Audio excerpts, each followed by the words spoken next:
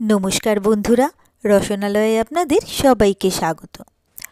आमार आजकेर recipe hello Christmas special cranberry and orange cake. और एटा बानानो किन्तु भीषण सहज और ये केकटा खेते किन्तु हय असाधारण। तो ये केकटा बानानोर जोन्नो प्रथमेई आमी निये नियेछि बेश खानिकटा क्रैनबेरी, एरपरे आमी निये नियेछि कयेकटा कमला लेबू, एरपरे आमी एकटा केक टिन निये नियेछि। एई केक टिनटाके आमी प्रथमे भालो करे बाटार ब्राश करे निচ্ছি। एरपरे आमी अल्प करे मयदा एई केक टिनटार मধ্যে छड़िয়ে दिलाम। एरपरे केक टिनटार मধ্যে चारिदिके एरकम झेड़े झेड़े आमी मयदाटाके লাগিয়ে নিচ্ছি। तो केक टिनटा आमी रेडी करे रेखे दिलाम। एरपरे किछुटा क्रैनबेरिर मধ্যে आमी दिए दिलाम अल्प करे मयदा, दिए क्रैनबेरिटाके मयदाय माखिয়ে राखलाम और किछुटा क्रैनबेरी आमी छोटो छोटो टुकरो करे केटे रेखेछि। एरपरे एकटा बोल निये निलाम और एकटा निये नियेछि स्ट्रेनार।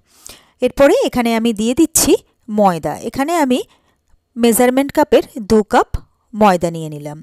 एर मধ্যে दिए दिচ্ছি कम कम हाफ चा चामच नुन, दिए दिচ্ছি हाफ चा चामच बेकिंग सोडा और दिए दिচ্ছি 1 चा चामच बेकिंग पाउडार। एरपरे এই সবটাকে আমি ভালো করে স্ট্রেন করে নেব। ভালোভাবে এটাকে চেলে নিলে কি হবে, ময়দাটা ব্যাটার তৈরি করার সময় কোনো লাম্পস তৈরি হবে না। তো ময়দাটা আমার চেলে নেওয়া হয়ে গেছে। এরপরে এটাকে ভালো করে আমি মিশিয়ে নিলাম। এরপরে নিয়ে নিয়েছি আমি একটা স্ট্যান্ড মিক্সারের বোল, তার মধ্যে আমি নিয়ে নিচ্ছি ডিম। এখানে আমি 3টে ডিম ফাটিয়ে এর মধ্যে দিয়ে দিলাম। এরপরে আমি 1 কাপ পাউডার সুগার অর্থাৎ গুঁড়ো চিনি এই ডিমের মধ্যে দিয়ে দিলাম। এরপরে এটাকে আমি 2 থেকে 3 মিনিটের জন্য ভালো করে এটাকে আমি বিট করে নিচ্ছি।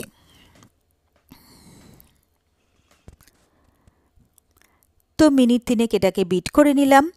এরপরে আমি এর মধ্যে দিয়ে দিচ্ছি প্রায় 12 থেকে 14 টেবিল চামচ বাটার, যেটা আমি মেল্ট করে রেখেছি সেই বাটারটা আমি এর মধ্যে দিয়ে দিলাম।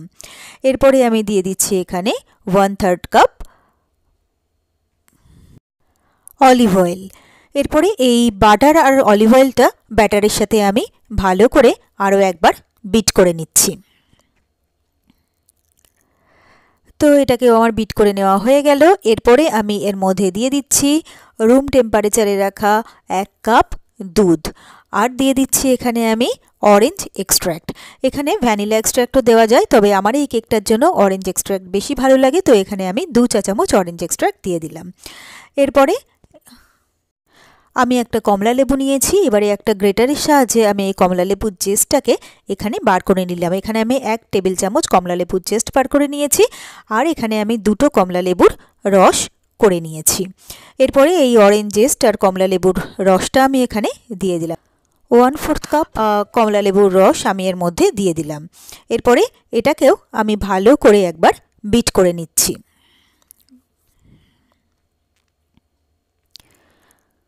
তো এই সবটা ভালো করে আমার মিক্স করা হয়ে গেছে। এরপরে যে ময়দাটা আমি চেলে রেখেছিলাম সেই ময়দার প্রথমে অর্ধেকটা আমি এর মধ্যে দিয়ে দিলাম। তো অর্ধেকটা ভালো করে প্রথমে আমি মিক্স করে নিচ্ছি। এরপরে বাকি যে অর্ধেকটা আছে সেই অর্ধেকটাও আমি এর মধ্যে দিয়ে দিলাম। এরপরে এই সবটাকে ভালো করে আমি মিক্স করে নিচ্ছি। তো সবটা ভালোভাবে মিক্স করা হয়ে গেলে এরপরে ক্র্যানবেরিগুলো দিয়ে দিচ্ছি। যে ক্র্যানবেরিগুলো আমার ময়দায় মাখা ছিল আর যে ক্র্যানবেরিগুলো কাটা ছিল সবগুলো আমি একসাথে দিয়ে দিলাম। দিয়ে ভালো করে এটাকে মিক্স করে নিলাম।